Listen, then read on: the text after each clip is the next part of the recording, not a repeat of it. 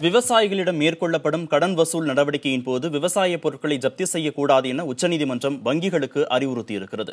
மதுரையை சேர்ந்த பொதுநல வழக்காடு மையம் என்ற அமைப்பு இது தொடர்பாக உச்சநீதிமன்றத்தில் தாக்கல் செய்த மனு இன்று விசாரணைக்கு வந்தது.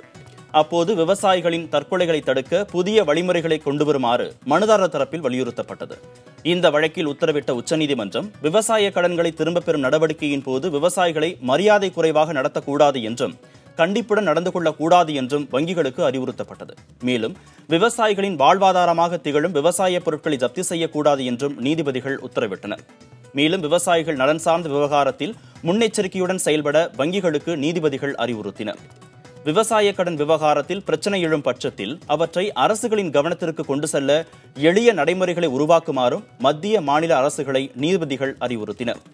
அப்படி விவசாயிகள் தரப்பிலிருந்து அரசுகளுக்கு கோரிக்கை வரும்போது அவற்றை உடனடியாக தீர்க்க மத்திய மாநில அரசுகள் நடவடிக்கை எடுக்க வேண்டும் என்றும் நீதிமன்றம் அறிவுறுத்தியிருக்கிறது.